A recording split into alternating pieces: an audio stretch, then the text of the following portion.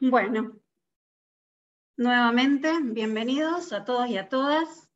Quiero agradecerles por estar aquí. Estamos muy felices, gratamente sorprendidos por la gran convocatoria que tuvo este evento. No me cabe ninguna duda que gran parte del éxito de esa convocatoria es por la gran calidad del disertante que tenemos el día de hoy.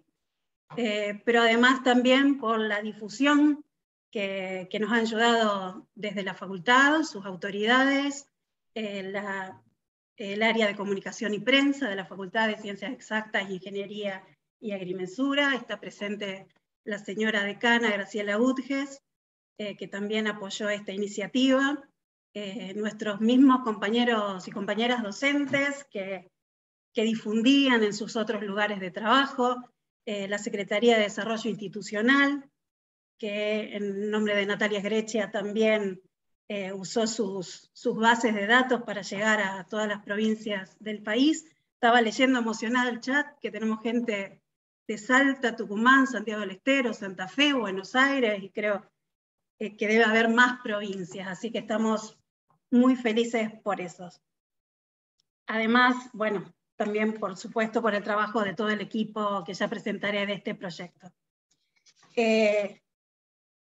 Bueno, tal fue la convocatoria que, como saben, tuvimos que cambiar de planes, mudarnos de plataforma, y quiero acá agradecer enormemente al Colegio de Ingenieros Especialistas de la provincia de Santa Fe, Distrito 2, que gentilmente nos cedió esta cuenta de Zoom para poder recibirlos a todos y a todas hoy.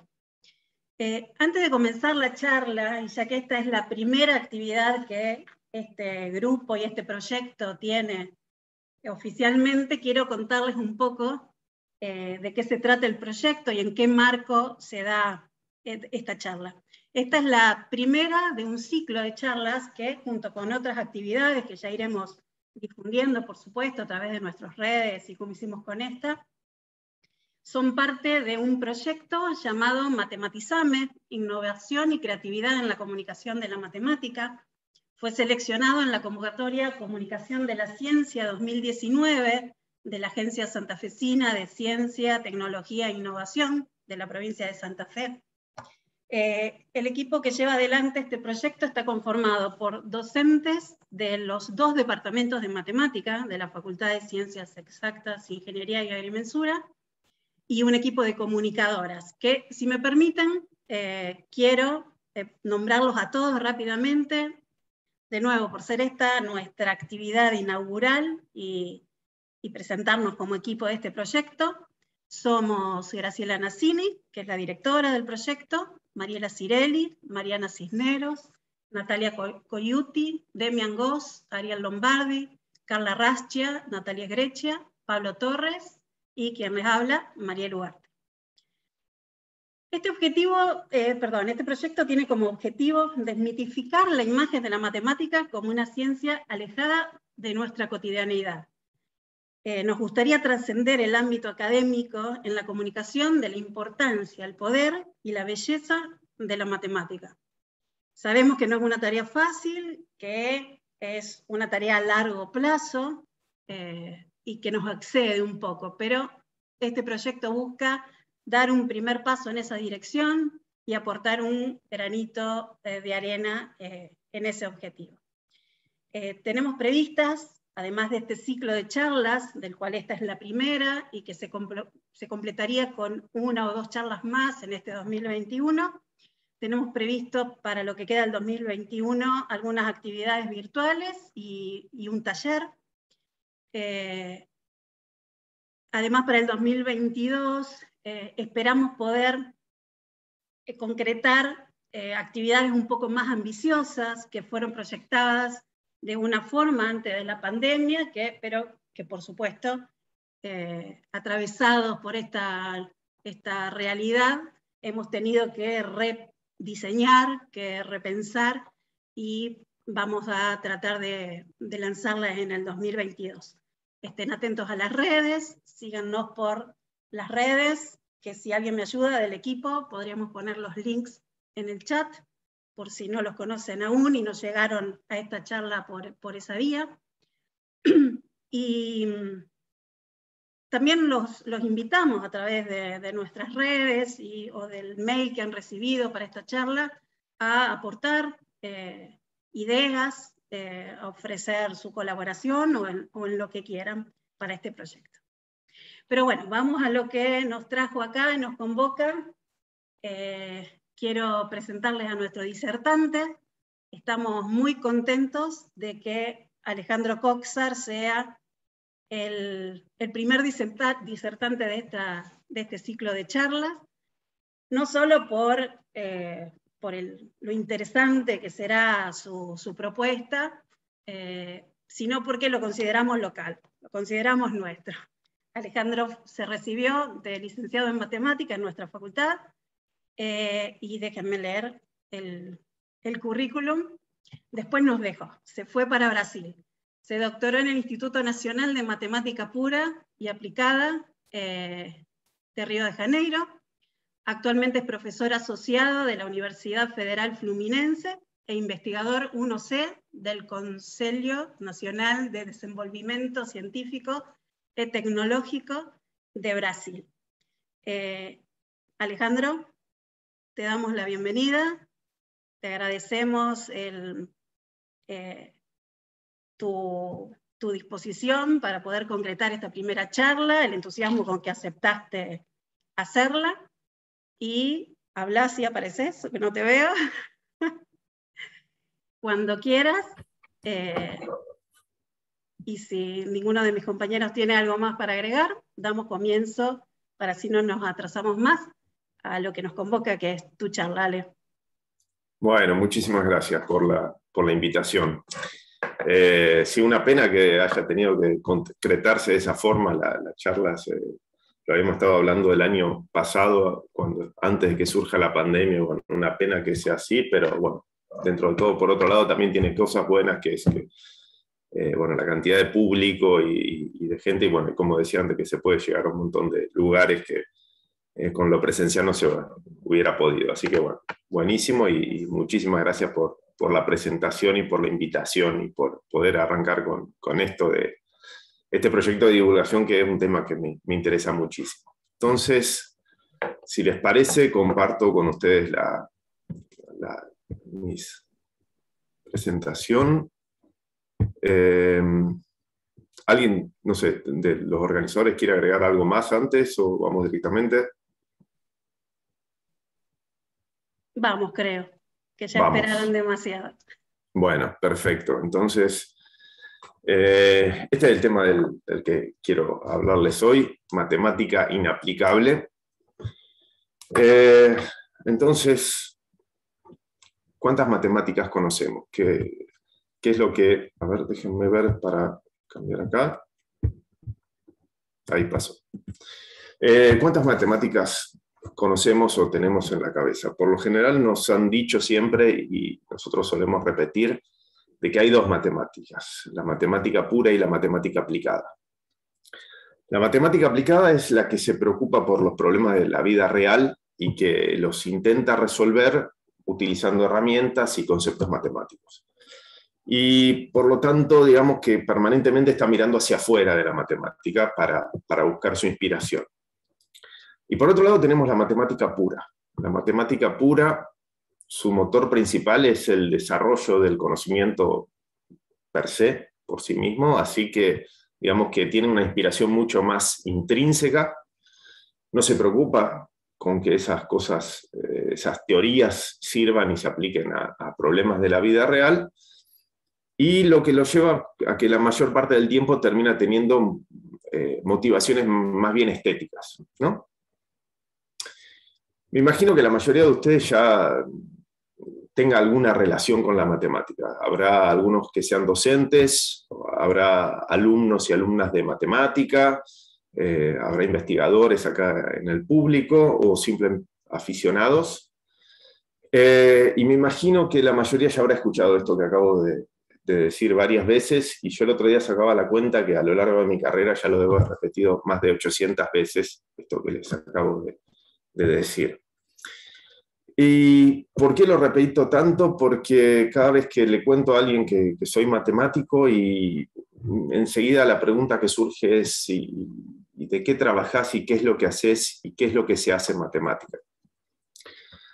Y la verdad es que esa reacción me preocupa un poco y siempre me llamó la atención y me preocupa un poco, porque si uno piensa que cualquier persona que haya sido escolarizada pasó de 9 a 12 años tal vez estudiando matemática, es sorprendente y es preocupante de que la gran mayoría no tiene una idea muy clara de qué es lo que se hace en matemática, qué es lo que hace un investigador, una investigadora en matemática, o qué se puede hacer más allá de enseñar matemática, o qué se hace fuera de la matemática de la escuela en algún sentido. Y de hecho estamos viviendo un momento bastante interesante, pero a la vez crítico, donde, digamos, todo el sistema educativo está muy en tela de juicio. La pandemia también ha acelerado un montón de discusiones.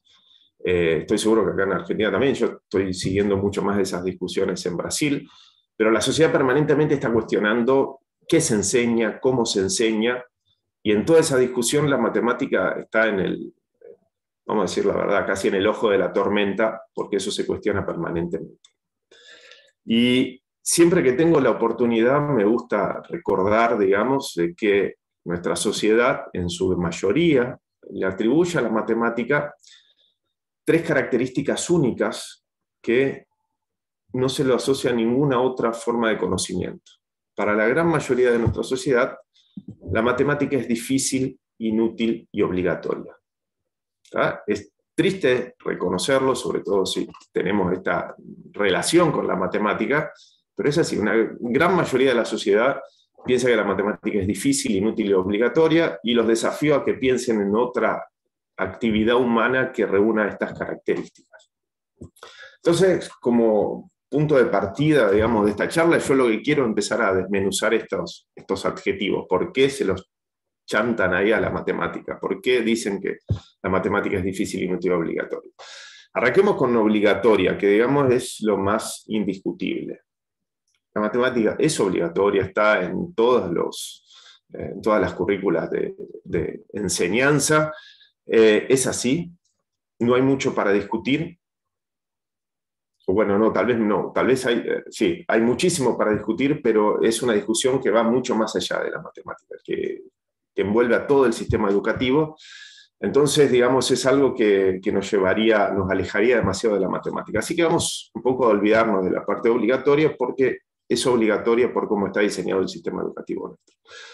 Vamos a pensar ahora en el tema de que es difícil e inútil, ¿no? Pregunta, ¿es difícil la matemática? Yo diría que probablemente sí. ¿Por qué? ¿Por qué digo esto?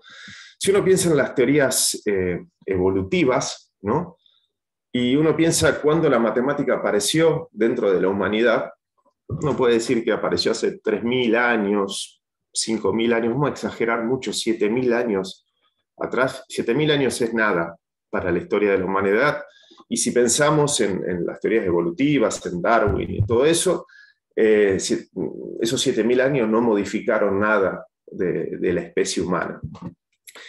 Así que sí, es muy probable que toda la evolución de nuestro desarrollo cognitivo, la matemática no haya tenido ningún papel, y por lo tanto nuestro cerebro no está naturalmente cableado para la matemática, así que puede ser que sea difícil. Vamos a aceptarlo, puede ser que sea difícil. Ahora la pregunta es, ¿desde cuándo eso nos importó? ¿No? O sea, pensemos en el fútbol, pensemos en un jugador como Messi, o pensemos, no sé, en tocar el piano, y pensemos en pianistas como Marta Argerich o Daniel Barenboim. Cuando uno ve jugar a Messi o ve tocar el piano a Argerich o a Barenboim, uno puede pensar en un montón de cosas, puede sentir un montón de cosas, pero lo que menos le sale decir es que que no es difícil hacer eso, que no es difícil jugar como Messi o que no es difícil tocar el piano. Pero eso no es algo que nos aleje de eso. para nada, es más, nos genera una cierta atracción y eso nos acerca y nos despierta esas pasiones o esas emociones. Y tenemos por el otro lado la cuestión de la utilidad, ¿no? O sea, por más que nos emocionemos escuchando una sonata de Beethoven, o por más que nos vuelva loco ver a una gambeta de Messi, si dejamos emociones de lado y pensamos objetivamente, la utilidad de la matemática, casi que no hay una discusión ahí, ¿no? O sea, es como muy fácil justificar la utilidad de la matemática. Y sin embargo, permanentemente está en discusión y se dice, bueno, si esto no me sirve, ¿para qué lo estoy estudiando? Y la realidad es esa, la realidad es que en realidad ese difícil e inútil no son lo que realmente queremos expresar, o que quiere expresar esa gran parte de la sociedad, sino que lo que quiere expresar es que no le interesa. Entonces, cuando uno dice que algo es difícil e inútil, por lo general lo que está queriendo decir es, eso no me interesa. Y eso nos lleva a nosotros, a los que tenemos relación con la docencia, a los que enseñamos, nos lleva a una búsqueda desesperada por motivar y por permanentemente estar queriendo despertar interés y llamar la atención y hacer que nuestros alumnos quieran estudiar matemáticas. Y acá aparece otra vez esta dicotomía, o esto que sería más bien que una dicotomía, una dialéctica entre matemática pura y aplicada. ¿Qué es lo que hacemos para despertar el interés de nuestros alumnos? Podemos recurrir a la parte pura. Si recurrimos a la parte pura, vamos a hacer hincapié en lo estético, en la belleza de la matemática, en lo lindo que es, que hasta la palabra belleza fue usada por Mariel cuando hizo la presentación. Y es una cosa que funciona muy bien, pero funciona muy bien para el 5-10% más nerd de una clase, por lo general. Eso funciona bárbaro con esa parte más nerd de un grupo que muy probablemente, o sea, yo pertenecía a ese grupo, muy probablemente todo este auditorio, toda esta gente que está acompañando esta charla haya pertenecido, porque si no nadie se mete así porque sí contra su voluntad a ver una charla de matemática. Y funciona y es bárbaro y es verdad que hay una cuestión estética y que es sumamente bello, interesante y hasta divertido, pero para el resto no funciona. Y cuando uno tiene que apelar a ese otro 90-95% del grupo, uno lo que hace va al otro lado, va a la parte de matemática aplicada. Y apelando a lo útil que es y a la cantidad de cosas que realmente podemos resolver con la matemática. Y cuando hacemos eso muchas veces caemos en una confusión de mezclar lo útil con lo interesante. Y permítanme mostrarles este ejercicio. Este ejercicio lo saqué de las listas de ejercicios de tercer año, de cuando yo estaba en la secundaria, escuela secundaria. Tengo entendido que hasta sigue estando en la lista de ejercicios, que es teóricamente un ejercicio para motivar logaritmo, ¿no? Y habla de radioactividad y el decaimiento de la radiación, no sé qué. Y si somos sinceros y pensamos cuántos adolescentes pueden salir a estudiar desesperadamente logaritmos porque saben que eso influye en el decaimiento de la radiación, la verdad que no vamos a ser muy exitosos con eso. Y ojo que con esto que estoy mostrando, este ejercicio, no estoy ni pretendo burlarme ni nada, muchísimo menos de los que fueron mis docentes.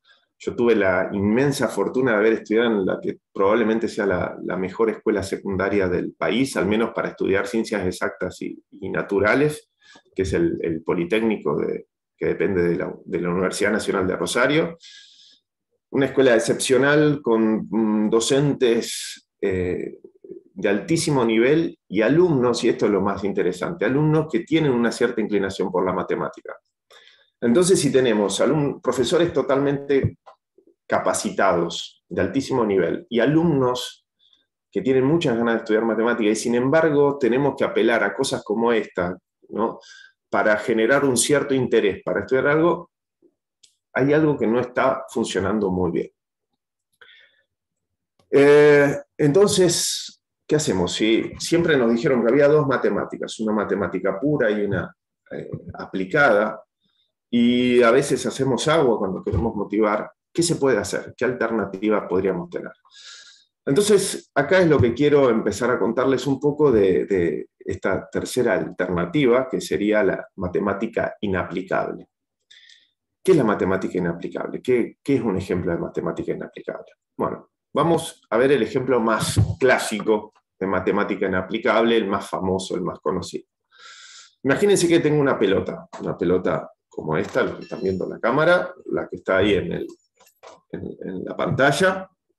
Imagínense que es de metal, y yo les cuento de que hay una forma de cortar esta pelota, partirla de una forma un poco rara, de forma tal que si agarro esos pedazos de esa pelota y los reacomodo, yo soy capaz de armar dos pelotas exactamente iguales a la pelota original. O sea, ahí ustedes me van a decir, bueno, acá estás haciendo trampa, estás dejando huecos adentro. No, es totalmente sin trampa. Hay una forma de partir una pelota en pedacitos que si yo los reagrupo, obtengo dos pelotas exactamente iguales a la original, sin huecos, sin trampa, sin nada. Suena muy raro, pero es así, sin ninguna trampa. Esta es otra imagen de lo que estoy diciendo. Los parto, separo, los reacomodo y obtengo dos pelotas exactamente iguales, del mismo tamaño, sin agujeros, sin nada. Bueno, ¿qué es esto? ¿De dónde viene esta cosa que parece un absurdo, que es lo que estoy diciendo? Estos dos señores, Stefan Banach y Alfred Tarski, probaron este teorema, que de hecho es una cosa tan rara que no es llamada, por lo general no es llamado de teorema de Banach-Tarski, sino se lo llama como paradoja de Banach-Tarski, porque realmente es una cosa que va completamente en contra de la intuición. Y probaron realmente ese teorema que dice que uno puede agarrar una pelota, partirlo en pedacitos, reagrupar esos pedazos y obtener dos pelotas iguales a la original. Uno cuando ve esto dice, bueno, o hay algo que está mal, o sea, eso no es un teorema, está mal y eso tiene que ser falso, o estamos dejando plata arriba de la mesa, porque uno podría agarrar una pelota de oro y hacer ese juego y obviamente duplicar la cantidad de oro que tengo ahí. La cosa es que ni una cosa ni la otra, el teorema es correcto, no se puede hacer porque si no todo el mundo estaría haciendo eso.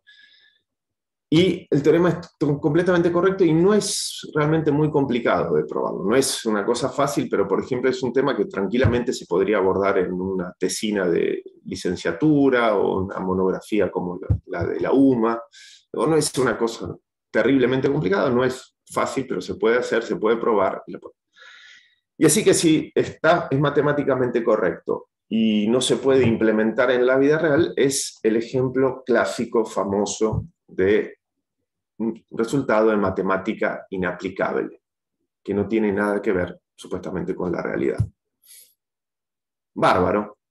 Tenemos un ejemplo, ya les queda un poco claro qué es a lo que estoy refiriéndome cuando hablo de matemática inaplicable.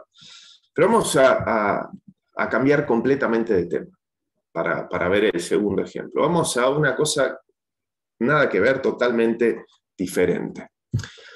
Ecuaciones de sombras. ¿Qué son las ecuaciones de sombras?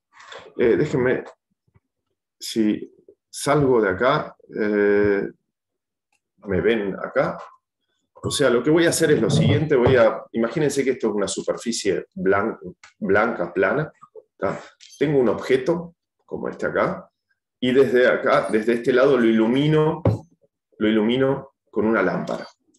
Y la idea es que yo solo les voy a mostrar la sombra que ustedes tienen acá, y no les voy a mostrar el objeto. El objeto no va a ser... Entonces yo llamo esto de ecuaciones de sombra porque esencialmente el objeto es la incógnita y el dato de la ecuación es la sombra que ustedes van a tener reflejado acá. ¿Está? Entonces, ¿cuál es eso es lo que quiero hacer. Quiero mostrarles un ejemplo concreto de unas fotos que hice hace unos años cuando estaba preparando los slides para esta charla. Estaba en la casa de mis padres, acá en Argentina, acá en Rosario, más allá de que hace 25 años que ya no vivo en la casa de mis viejos. Mi mamá se resiste a tirar mi caja de juguetes de cuando era chico, así que agarré unos muñecos de esa caja, hice eso lo que les acabo de decir, puse una lámpara, proyecté la sombra y les estoy mostrando a ustedes la sombra, y la idea es que ustedes me tienen que decir cuál es el muñeco. ¿Está? Esto, si estuviésemos en presencial, preguntaría. Me parece que las fotos, a pesar de que no son demasiado buenas, son bastante claras, que el que está apareciendo a la izquierda es Mickey Mouse, la sombra de Popeye no me salió muy bien, y el de la derecha es Snoopy, ¿no? Ya, entonces, esto es lo que estoy haciendo, estoy tomando un objeto, estoy proyectando su sombra, estoy mostrándoles a ustedes la sombra, y ustedes me tienen que decir cuál es el objeto.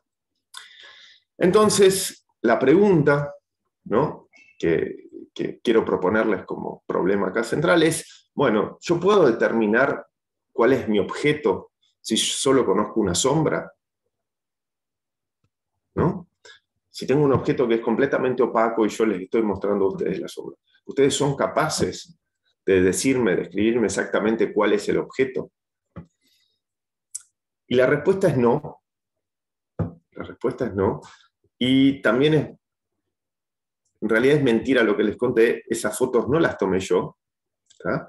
Esas fotos son de un proyecto muy interesante de Mitra y Poli, que son dos ingenieros que, más allá de que les mentí diciéndoles que las fotos eran mías, lo más interesante es que les mentí diciéndoles que eran 3 muñecos. En realidad es un solo monstruo, como este que ven acá, que cuando ustedes les proyectan la sombra desde 3 ángulos diferentes, obtienen 3 sombras completamente diferentes de esos que parece ser Snoopy, Mickey Mouse y Popeye. Entonces acá ustedes están viendo con un solo objeto, enfocando desde 3 ángulos diferentes, estoy consiguiendo 3 sombras completamente diferentes.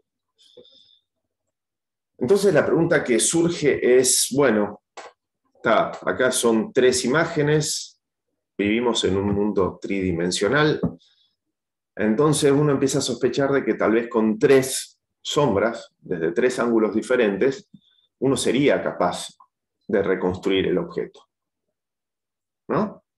Eso ya parece, bueno, como estoy proyectando la sombra desde 3 puntos diferentes, esto ya tiene más cara de que con eso voy a lograr reconstruir el objeto. Pero la respuesta es no, nuevamente, y es bastante fácil que ustedes piensen en un ejemplo que no pueden reconstruirlo. Piensen en una caja con tapa, una caja completamente opaca, con tapa y sin tapa. Si yo le pongo la tapa o le saco la tapa, esencialmente siempre va a proyectar la misma sombra, desde cualquier ángulo que lo haga, y ustedes no van a ser capaces de decirme si tiene tapa o no tiene tapa, porque eso no funciona. Entonces, es mentira que 3 sombras me determinan completamente el objeto, yo no lo puedo reconstruir entero, pero bueno, ya que la primera pregunta fue no, la segunda, bueno, vamos a seguir viendo a ver qué se puede reconstruir. Entonces esto pasa a ser una pregunta un poco más, tal vez que tiene más cara de ser verdad, que es, bueno, ¿y si les doy 3 sombras de 3 objetos? ¿Es verdad que de esa forma tengo cómo determinar todas las sombras que ese mismo objeto va a generar desde cualquier ángulo que yo lo proyecte? Si piensan en lo que les dije de la caja, acá la respuesta sería sí, porque esencialmente lo que les dije era una caja con tapa o sin tapa, lo proyecto de arriba, de una lateral y de frente, por ejemplo, ahí ya tengo todas las dimensiones y en realidad, por ejemplo, podría dibujar cualquier otra sombra sin ningún problema. Entonces, en ese caso, 3 sombras me van a determinar completamente cualquier otra sombra que genere. Así que, más o menos con 3 sombras, por ese ejemplo que les di, daría la sensación que puedo determinar cualquier otra sombra. Pero, ¿por qué estoy tan obsesionado con lo de la sombra? ¿De dónde viene mi preocupación con estas ecuaciones de sombras? Hace unos años tuve un problemita de salud, por suerte no fue nada grave, pero no sabían muy bien qué era, y me tuve que hacer tomografías computadas, una tomografía computada, lo que en inglés es llamado de CT scan. Y se hace con rayos X, pero esencialmente la idea es la misma que la luz. CT scan, perdón, CT scan. Y me hice esas tomografías. Cuando me entregan el resultado, me entregan unas imágenes. No encontré ahora esas imágenes, por eso estas las bajé de internet. Me entregaron unas imágenes muy llamativas, como estas que pueden ver acá. Y aparte de esas imágenes, me entregaron una planilla Excel no me recuerdo bien, pero eran como unas 30.000 líneas tenía, y muchísimas columnas y un montón de números en esas columnas. Y entonces dije, bueno, ¿qué será esa planilla Excel? Me puse a ver y esencialmente, cómo funciona una tomografía computada. Como les dije, es esencialmente el fenómeno de sombras. No se hace con luz, obviamente, sino que se hace con rayos X. Pero uno lo que toma es cuánto pasan de esas ondas, cuántos pasan de esos rayos y qué no pasa. Y lo que se hace se cuantifica esa sombra, esencialmente. Y esos números, lo que estaban haciendo era cuantificar esa sombra. Entonces uno tomaba esos números y con programas, que hay hasta algunos programas de software libre, uno puede reconstruir. A partir de esa sombra puede reconstruir todo su cuerpo, digamos, y sus órganos, y ver diferentes órganos. Asusta un poco, pero es recontra interesante ver cómo a partir de esos números se puede reconstruir todo tu cuerpo. Entonces, esto fue lo que me llevó a pensar lo de las sombras. Si las tomografías esencialmente lo que hacen es usar sombras para reconstruir el objeto, entonces yo a partir de las sombras tendría que ser capaz de reconstruir cualquier objeto, ¿no? Y es verdad, como les dije, la planilla Excel era gigantesca, o sea que no eran 3 sombras, sino que de hecho en cada sección transversal, no sé cuántas veces, pero vamos a pensar que tenías de 1000 disparos de ángulos diferentes, o sea que había un montón de sombras proyectada desde ángulos diferentes, había un montón de información, y bueno, puede ser que 3 no sea suficiente, pero podría ser que 1000 sí. Y ahí uno llega a que eso tampoco es verdad. Tampoco es verdad. 3 sombras no son suficientes, como les dije antes. Uno pensaría 1000 tal vez sí, pero porque las tomografías tienen que funcionar, o sea, todo el mundo está usando tomografías permanentemente, las tomografías no puede ser que sea mentira. Pero hay un teorema súper interesante de este señor inglés, británico, Kenneth Falconer, que trabaja con geometría fractal, y uno de sus teoremas dice que si uno agarra una sucesión de sombras, sombras blanco y negro, vamos a hacer todo blanco y negro, la sucesión que quiera con 1.700.000 sombras diferentes, uno es capaz de construir un objeto que cuando lo va proyectando con rayos de luz de diferente ángulo y va variando el ángulo, genera exactamente esas sombras. Exactamente, no es que aproximado. Entonces yo les doy 1.725.000 sombras, y como ven, podemos construir un objeto que cuando uno va variando la posición de la luz, va a proyectar en ese orden exactamente esas sombras que les di en esas secuencias. O sea, eso quiere decir que, por ejemplo, yo podría construir un perrito multiespecie, ¿no? O sea, podría construir un monstruito que cuando lo proyecto desde un ángulo se proyecta la sombra del primero que estoy mostrándoles acá en la esquina superior izquierda. Después proyecta en la segunda, cuando cambia un poco el ángulo, proyecta como ese boxer. Y así vamos hasta el salchicha que aparece en la esquina inferior derecha. Y es más, puede ser, ni siquiera podría ser un perro multirraza, sino que podríamos tener un bichito multiespecie que proyecta como perro y en algún momento proyecta como un unicornio. Es raro esto, es bastante raro. Cuando uno lo piensa es bastante raro. Y como les dije, el teorema de este señor Falconer no dice nada de la cantidad de sombras que uno puede tener. Entonces, yo les puedo decir que a ustedes son capaces de hasta tallar su película preferida en blanco y negro. O sea, tallar la película, no filmarla, tallarla, construir una escultura que ponen ustedes una luz, van moviendo esa luz y a medida que van moviendo esa luz, va proyectando la película que ustedes quieren, en blanco y negro. Es una cosa rarísima, o sea, si uno lo piensa bien acá algo raro hay. Y ahí uno se acuerda de las bolas de Tarski y Banach, y dice, esto tiene que ser matemática inaplicable. Esto es un teorema muy lindo, pero a la hora de hacerlo concretamente es imposible que esto funcione. Y la respuesta es no.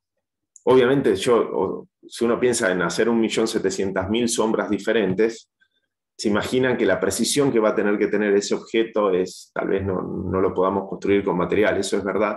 Pero sin embargo, este teorema de Falconer es bastante constructivo. Acá estoy usando un término matemático que no voy a definir, pero es bastante constructivo y da unas ideas de cómo se puede llegar a construir algo para que genere las sombras que uno quiere.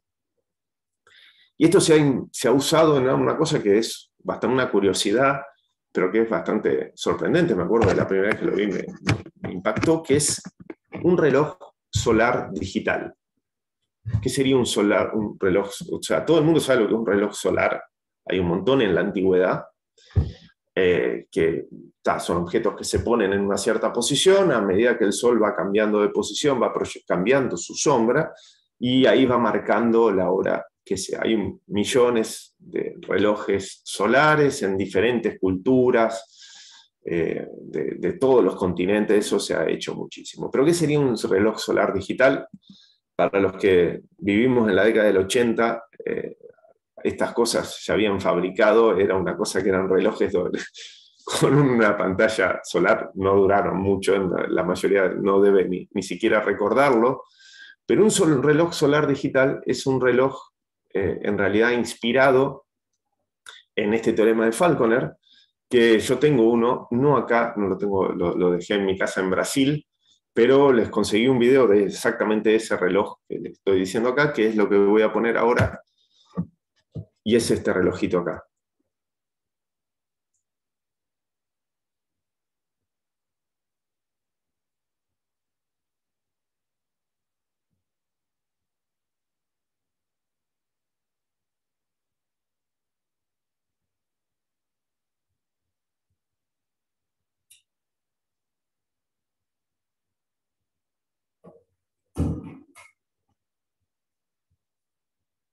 Bueno, creo que quedó bastante claro que la variedad que uno tiene de posibles sombras con un objeto muy chiquitito es ese reloj que les acabo de mostrar, es el tamaño de mi mano, es bastante chico y se puede realmente, es posible, como les decía, este teorema de Falconer es bastante constructivo y realmente uno tiene una idea de cómo ir construyendo cosas para que proyecten de forma bastante diferente.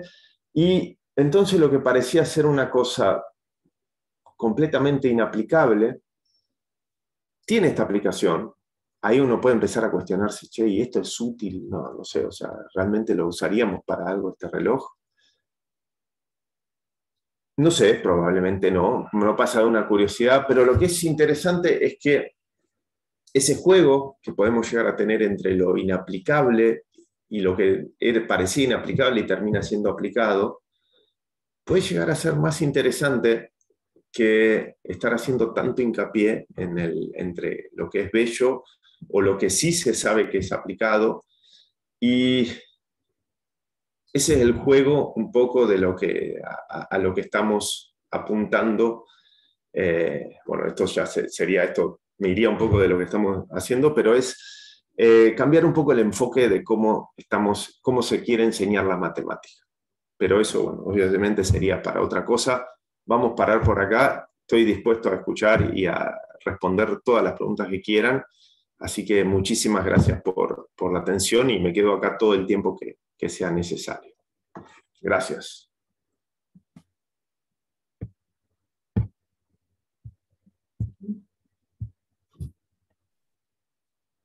Gracias, Ale.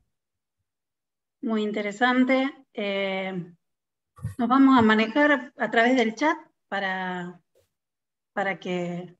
volcarte las preguntas que hace la gente. Discúlpenos que nos manejamos así, pero mucha cantidad de gente. Así que, si quieren, por el chat, ¿no? O levantar la mano. Acá estoy viendo a Susana. Sí. Nos saludan al Alejandro, ¿sí? Bueno, y estoy anotando al principio pusieron de todos los lugares donde están presentes, ¿sí? Desde Salta, Buenos Aires, Bariloche, Santa Fe Recreo, Iberlucea, Catamarca, Chaco, Brasil, Entre Ríos. Cuando dijiste del poli, alguien dijo vamos al poli. Sí, bueno. Me imagino. Y no fui yo, pero... Excelente, muy interesante. Susana, que levantó la mano, Bonomo, ¿querés?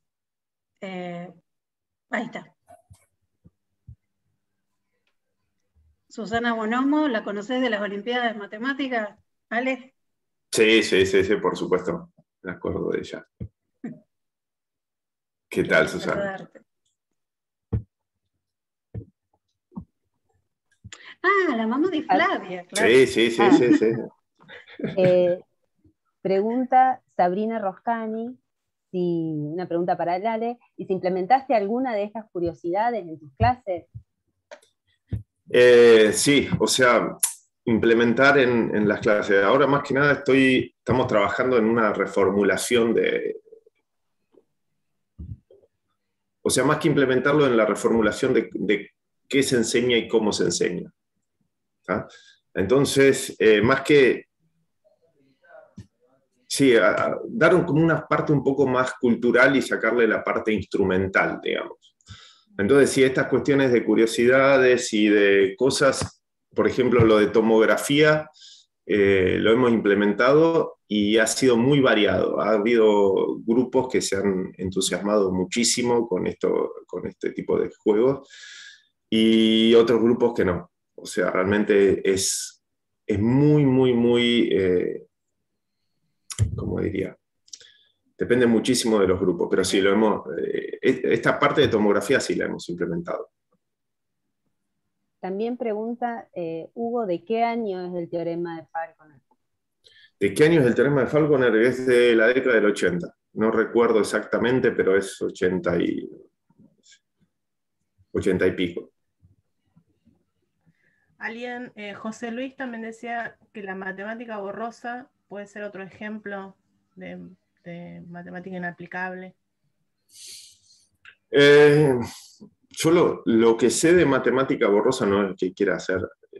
Lo que sé de matemática borrosa lo tengo como demasiado cerca de la probabilidad. Entonces, cuando no me termina de quedar claro cuál es la diferencia de matemática borrosa y teoría de probabilidad.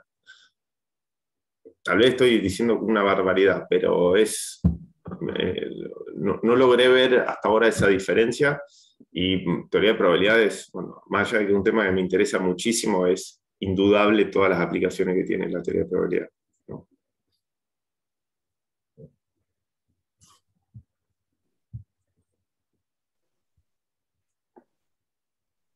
Agustín pregunta si no sería posible pensar en alguna aplicación para la bola de Van Statsky que dijiste. O sea,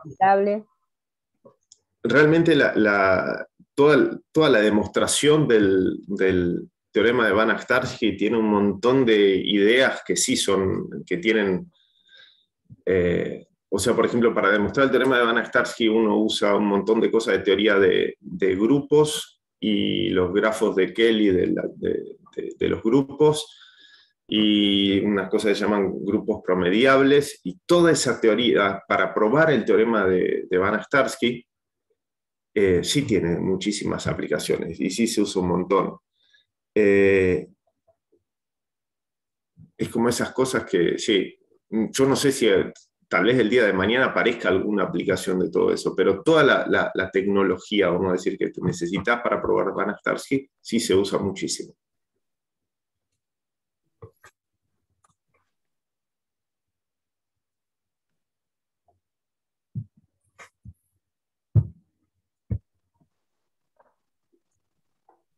Leo, de Claudia Vargas, de Santiago del Estero, estudiante de licenciatura de matemática y ama de casa de 48 años. Dice, me cautivó la charla demasiado, como nerd.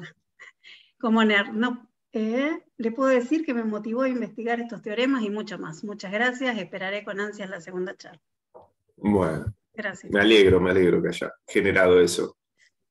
Bueno, Agustín también, como una segunda parte de su pregunta, preguntaba, valga la redundancia, si ya se sabe que es inaplicable o se están buscando posibles apariciones en la naturaleza.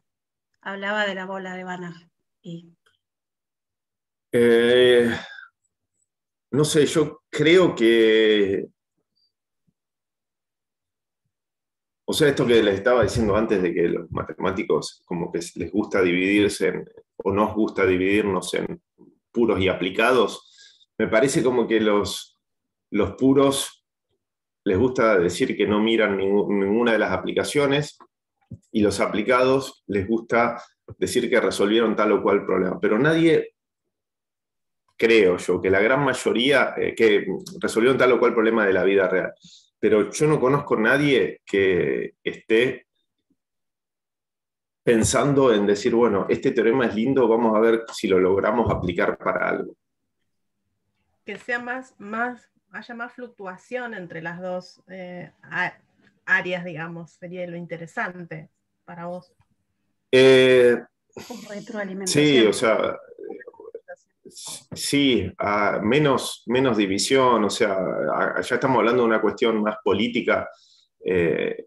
No sé, en Brasil hay toda una cuestión de que si matemática aplicada tiene que estar dentro de la misma asociación o si tiene que estar separado, o si son parte... sí, sin duda no me parece que sea muy sano esa división de que esto es aplicado, esto es puro, sin duda, eso no tengo dudas, pero bueno, una cuestión más política, pero a nivel de enseñanza me parece que es bastante interesante a veces jugar con las cosas que son medio como fantásticas, que tienen que ver más con fantasía, algo por el estilo. Y también desde el punto de vista de los sistemas educativos, de cómo se generan los planes de estudio también de las licenciaturas de matemática, muchas veces tienen que ver con esas dos estructuras. O sea, o pensamos un plan para la matemática aplicada o uno para la pura. Sí, yo cuando estoy pensando, o sea, yo no estoy, también por la posición que tengo en Brasil, no estoy pensando mucho los planes de licenciatura. Tengo mucho más que ver con los planes, por ejemplo, para ingenierías en general, y si no para secundaria. Si no para secundaria. Y la verdad no he estado mucho en las discusiones sobre licenciaturas. Pero sí, no me parece que sea muy sano esa separación tan drástica entre pura y aplicada.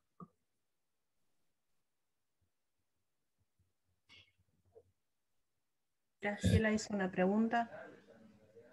Graciela pregunta, ¿en qué marco estás trabajando en la discusión sobre enseñanza de la matemática? Bueno, hay un grupo dentro, una cosa media rara en Brasil que se llama Profimachi, que es una maestría profesionalizante, creo que sería la palabra, que era un proyecto para que los profesores, se seleccionaban profesores de enseñanza media y se les hacía como que hagan una maestría. Y en la época de, sí, hasta el gobierno de Dilma, había becas y había un montón de proyectos con eso, y yo más o menos había trabajado y participado un poco de los planes que se pensaban ahí. Y eso medio se hizo agua, terminó, actualmente sigue, pero con un grupo mucho más chico, bueno. Pero quedaron profesores dentro de mi universidad que siguen pensando como en la educación continuada, vamos a decir, de los profesores de enseñanza media. Entonces, no estamos directamente trabajando en el diseño de los planes de estudio, sino directamente hablando con los profesores que trabajan en la enseñanza media. Y después, no, en ingeniería, bueno, ingeniería formo parte del grupo que está repensando y reprogramando los planes de estudio. Ahí sí, directamente dentro de la universidad.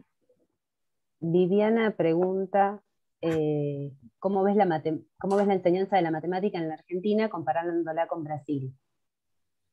¿Tiene que ver con tu decisión de ir a vivir allá? No, o sea, no, lamento decirlo, no puedo decir mucho, hace 20 años que vivo en Brasil. La verdad no tengo muy claro las particularidades, vamos a decir, de la enseñanza acá en Argentina. Sí, hace 20 años me fui, o sea, si sacan la cuenta, me fui post 2001, o sea, yo me recibí en el 2002. Emocionalmente estábamos en un pozo todos los argentinos, o sea, y no se sabía para dónde, qué iba a pasar, digamos, con Argentina. No me fui por una... No, para nada. No fue una cuestión ni... Haberme ido de acá fue una cuestión puramente, vamos a decir, económica y de oportunidades. Y después me fui quedando. Preguntan cómo piensa la formación del profesor de matemáticas en las dos universidades. ¿Qué se podría implementar en la formación docente? Bueno, lo que estaba diciendo antes... Sí, lo que estaba diciendo antes era que me parece que hay que empezar a pensar la enseñanza de la matemática menos, no sé cómo decirlo, en forma menos instrumental y más cultural, como para enseñar. O sea, con esto no me estoy refiriendo a las ingenierías, o sea, obviamente eso. Ingeniería también tengo mis ideas de las cosas y lo que estamos intentando reformular en Brasil, en mi universidad. Pero a nivel secundario me parece que se sigue haciendo demasiado hincapié en ciertas cosas, no sé, por ejemplo, la resolución de la ecuación cuadrática, ¿no? Es uno de los ejemplos que es... y que ha atormentado a mucha gente. En el año 2015 di una charla en TEDx Rosario, y uno de los otros que hablaba en la charla TEDx era Martín Tibabuso, que es un diseñador, que es el que diseñó las camisetas de la selección argentina de fútbol, no sé, del año 2000 hasta ahora, casi todas. Y él no sabía que había un matemático entre los oradores, y él arrancaba con la ecuación cuadrática, contando cómo le había traumatizado la vida, que había estudiado en una escuela de técnica, y eso era como el símbolo de su trauma, y cómo había terminado yendo al diseño por causa de eso. Bueno, entonces, digo, es una cosa muy, muy simbólica, pero tenemos que empezar a pensar de qué sirve, eso y otra, ser capaces, por ejemplo, de resolver una ecuación cuadrática hoy por hoy, cuando con una computadora se hace sin ningún problema. Bueno, es todo, lo que estoy diciendo es como una cosa muy superficial, pero de no hacer una cosa tan instrumental y transmitir, enseñar más la cultura matemática y lo que tiene que ver con la matemática y qué es lo que hace la matemática. Y sí, eso sería esencialmente lo que es la idea que tenemos cuando estamos pensando esos programas nuevos. Martín Vallá había hecho un comentario en esa línea, porque decía, me parece que a nivel de educación secundaria se enseña una matemática que distorsiona la idea de lo que de verdad es la matemática. Por ejemplo, pareciera que hacer matemática es encontrar un número haciendo ciertos cálculos repetitivos. Me parece que debería enseñarse a pensar en matemática. Hablo de enseñar a razonar en matemática, aprender a argumentar en matemática, o sea, saber concatenar razonamientos lógicos que lleven de una hipótesis a una tesis. ¿Contemplaste en algún momento este aspecto en la enseñanza de la matemática? Bueno, creo que es de lo que hablabas, por eso traigo a colación ese comentario. Algunos otros comentarios, sí. Súper interesante. Sí. Julieta Osuna. Claro, Julieta. Súper interesante. Estudiante de licenciatura en física. Sí. No, que es estudiante, Julieta dice que es estudiante de licenciatura en física y teniendo la matemática como lenguaje y base, me parece muy bueno ver esta cara de la matemática que no se menciona a menudo. Muchas gracias por la charla. Camila acá decía cómo se podría llevar al aula esto en la práctica docente en el nivel secundario. Y a lo mejor hay que pensarlo como disparadores para ciertas cosas, porque en la secundaria a lo mejor no... aprender cómo contarlo también, ¿no? Sí, ahí aparece también todo lo que yo, digamos, no hablé nada, y que es el tema de la obligatoriedad, o sea, implementar cosas realmente innovadoras en grupos donde todo el mundo está obligado a hacer eso, y donde los grupos son de 40 alumnos, yo no sé, no tengo ni idea, ¿no? O sea, muchas de estas cosas se piensan empezando a cuestionar ciertas cosas de que sea obligatorio para todos. Realmente todos tenemos que, más allá de que somos todos matemáticos y no queremos que disminuya nuestra demanda de trabajo, vamos a decir, pero realmente todo el mundo tiene que pasar, aprender, esto lo decía, la ecuación cuadrática, todo el mundo tiene que pasar 9 años estudiando matemática. ¿Qué es lo que estamos enseñando ahí? Bueno, son toda una serie de preguntas, y sí, si uno quiere hacer una cosa muy, muy diferente de lo que se hace, parece casi imposible para hacerlo para grupos de 40 alumnos, donde tenés 30 que no quieren saber nada y no quieren estar ahí. Sí. Pero bueno, justamente es lo que te digo, me parece que ahí empieza también toda la otra discusión de todo el sistema educativo con el tema de que sea todo obligatorio para todos. Milagros Moreno dice, de verdad que la matemática es hermosa y súper interesante, pero creo que los profesores, al menos en secundaria, la dan muy superficial y repetitiva. Creo que lo más lindo de la matemática lo aprendí por mi cuenta y eso me enamoró. Yo le quiero sacar un poco de carga o sea, creo que todos los matemáticos tenemos que hacer una autocrítica y vamos a sacarle un poco de carga a los profesores de secundaria. Yo, por ejemplo, terminé ayer de dar clases virtuales de lo que es el cálculo 2A, se llama ya, que me parece un horror tener que dar esa materia que doy en ingeniería, que son todos los métodos de integración de partes, sustitución. Bueno, entonces eso es una de las materias donde estoy actuando más fuerte para ver de cambiar toda la sustitución trigonométrica,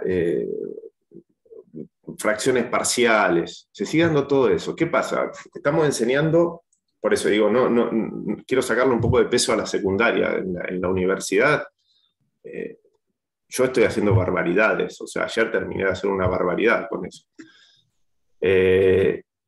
Nos pasamos un semestre enseñando un montón de métodos que hoy por hoy una computadora resuelve como si nada, y todas esas integrales que la computadora no consigue resolver, ni siquiera la mencionamos.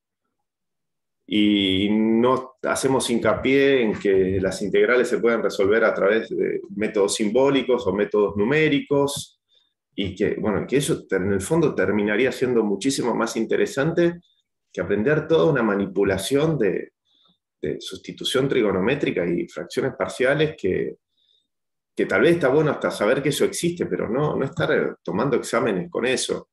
Digo, no, pues esto también puede parecer que estoy haciendo una crítica, así como diciendo, no, los profesores de secundaria son un desastre. No, yo hasta ayer hice un desastre, o sea, enseñando eso, que lo vengo repitiendo, bueno, quiero cambiarlo y me parece que hay que cambiarlo y estamos ahí un poco trabajando sobre eso.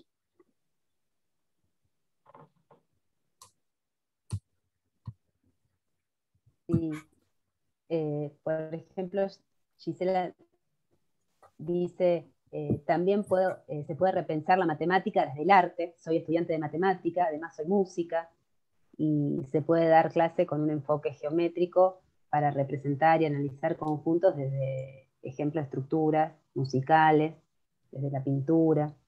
También se puede, dicen, abordar interesantes temas. La matemática tiene amplias implicancias.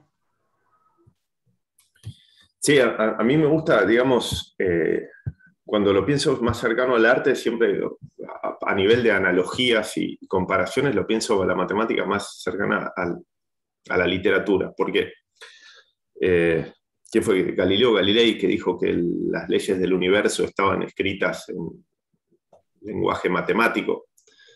Bueno, me parece una afirmación, hoy por hoy parecería un poco pedante eso, un poquito exagerado. Si pensamos en el momento en el que él hizo esa afirmación, él estaba en una lucha, digamos, con unas formas autoritarias y oscurantistas de la producción del conocimiento, entonces realmente estaba... Y en todas las luchas siempre se cometen excesos. Y, digamos, hoy por hoy sería mucho más razonable decir, bueno, la matemática es el lenguaje en el que nosotros seres humanos somos capaces de expresar las leyes del universo. Pero como todo lenguaje, o sea, como cualquier lengua, por ejemplo, uno puede usarlo para escribir papers científicos, para publicar noticias o para escribir literatura de fantasía. Y en ese sentido la matemática puede funcionar más o menos de esa forma, se lo puede pensar de la misma forma. O sea, como que la matemática sirve para describir problemas de la vida real, modelizarlo y hacerlo así, pero también se puede hacer para escribir fantasía, para escribir lo que sería un cuento de Borges, que a priori no tiene nada que ver con la realidad, pero sin embargo es una estructura completamente correcta. Y eso puede ser también muy interesante porque termina siendo disparador de un montón de cosas. Así que sí, siempre que lo pienso así más cercano al arte, lo pienso más con la literatura. De hecho, la charla del TEDx de 2015 se llamaba del diccionario al matemática del diccionario al principito, o sea que siempre estaba la analogía con eso. Y lo del piano, siempre hablo de piano, pero porque mi vieja fue profesora, fue pianista y fue concertista, y por eso, digamos. Pero... Sí, sí. Acá, bueno, muchos coinciden, te felicitan. Dice, por ejemplo, José Nieto, ¿qué aspectos habría que tener en cuenta para aplicar a un curso de verano en el IMPA? ¿Hay becas de estudiantes argentinos o convenios? Bueno, ahí. Bueno, yo hace mucho que no tengo relación estrecha con el IMPA, formal y así, que hace mucho que no estoy. Pero sí, siempre hay becas y hay cosas, pero sí, hace mucho tiempo que salí del IMPA y mantengo, digamos, poca relación, digamos, con el IMPA.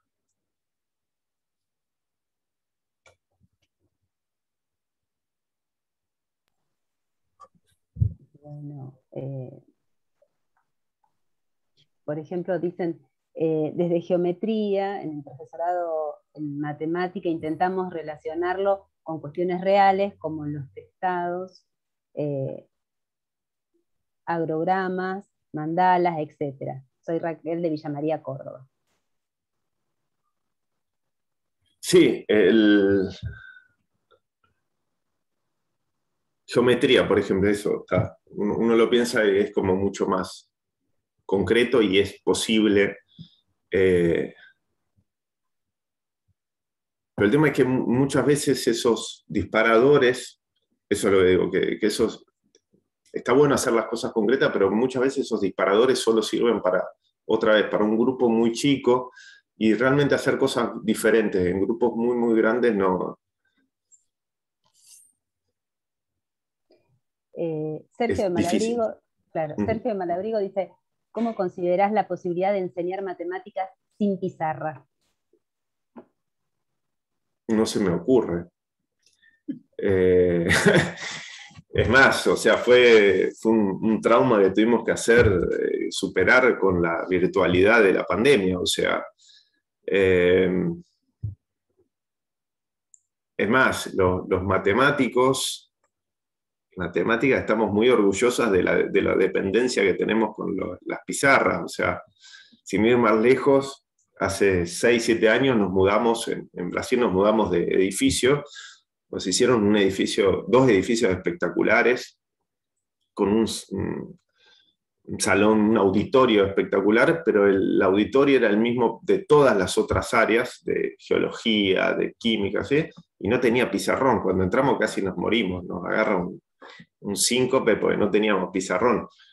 Y encima no se podía instalar el pizarrón porque había una rampa para sillas de ruedas, entonces estabas lejos de... Tuvimos que hacer toda una obra arquitectónica para poder instalar pizarrón, porque un auditorio sin pizarrón...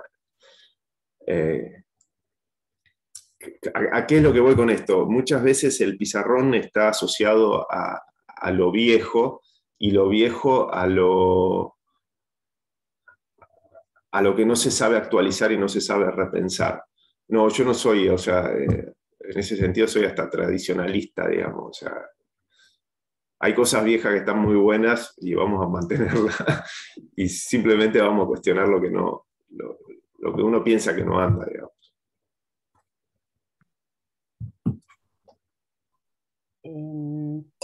Por ejemplo, Gonzalo, bueno, dice que disfrutó de la charla, y una cuestión que a él le viene resonando en la mente de hace tiempo, la relación que comentaste vos de la forma más en lo aplicado por los requerimientos propios de los diseños curriculares, mientras que en la universidad es más puro, ¿no?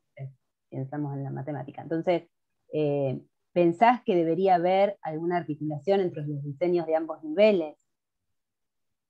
Sí, total, o sea, me parece que uno de los problemas, ahora otra vez estoy hablando de Brasil,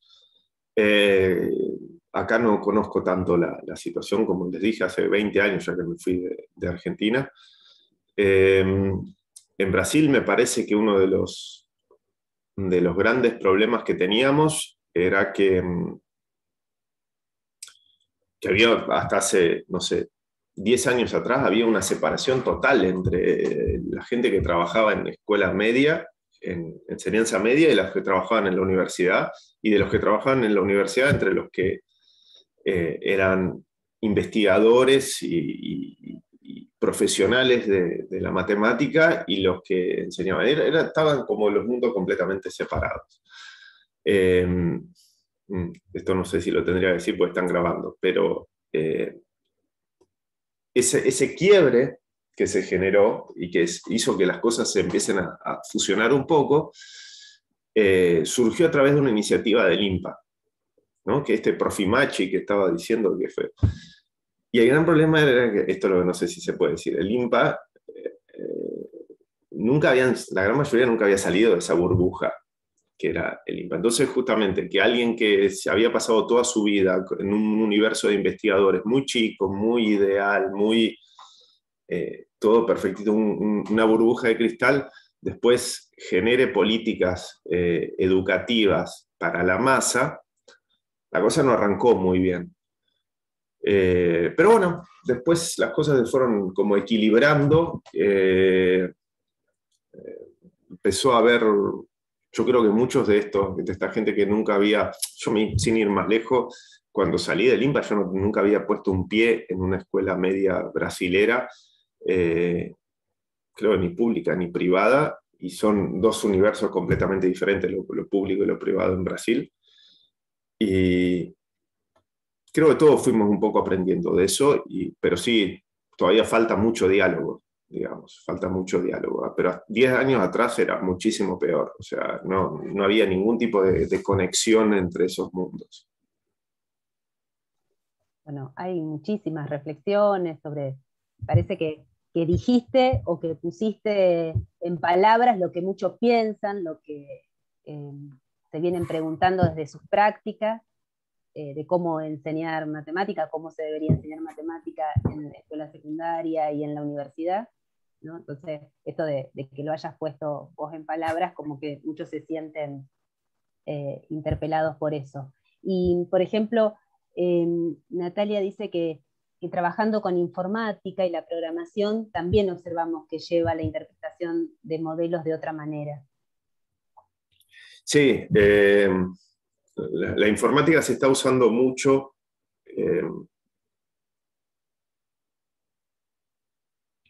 Hay todos unos estudios ahora de psicólogos que dicen que el estudio de matemática, como se está, o sea, ellos no dicen el estudio como se está enseñando ahora, dicen el estudio de la matemática parece no tener gran correlación con el desarrollo del razonamiento lógico de los alumnos. O sea, hay libros que están publicando sobre eso, y nosotros que estamos en ese grupo pensamos que lo que pasa es justamente que la forma en que se está enseñando, sí, realmente no está ayudando a eso. Y en ese sentido pareciera ser que la informática, la enseñanza de informática está siendo mucho más exitosa a la hora de enseñar razonamiento lógico que la matemática. Pero justamente me parece que es una cosa de cómo se está enseñando esas dos áreas. Pero sí, es interesante enfocarlo desde ese punto de vista más computacional.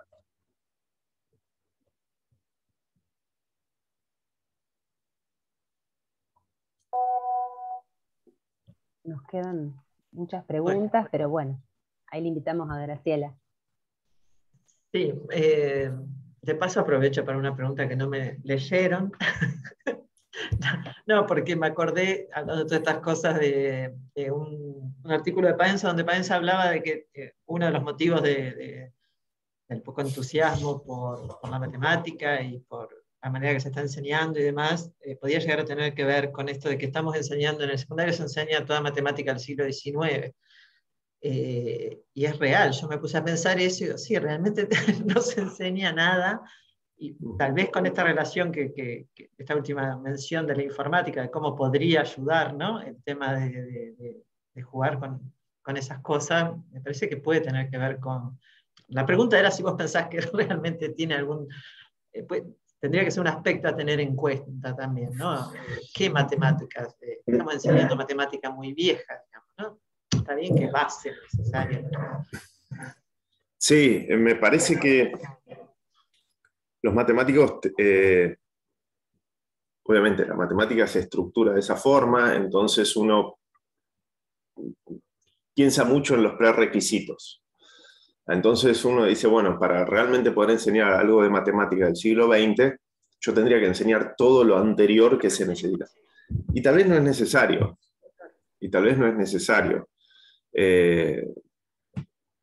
Tal vez justamente la paradoja de Banach-Tarski, ya saber que eso existe, sea una cosa bastante interesante, más allá de que la prueba o los conceptos que están por detrás sean complicados. Esto estoy diciendo Banach-Tarski como un ejemplo cualquiera, anecdótico.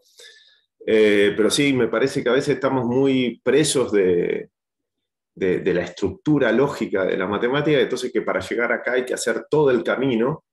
Ajá. Y nada más que no se puede, o sea, sí, No se puede. Si vamos a razonar de esa forma, sí, nos vamos a quedar con la matemática. O sea, llegar a la matemática, si uno piensa en la matemática que se desarrolló en el siglo XX, comparado con todo lo que se había desarrollado hasta el siglo XIX, es un salto brutal. Y entonces queda como trabado. Ahí hay como una pared que no... Sí, eso no... Me parece que habría que ceder un poco en esa estructura, como que todo tiene que ser todo perfectamente articulado y dar realmente una visión un poco más global de lo que pasa y de lo que pasó en el siglo XX y lo que está pasando en la matemática actualmente. Claro.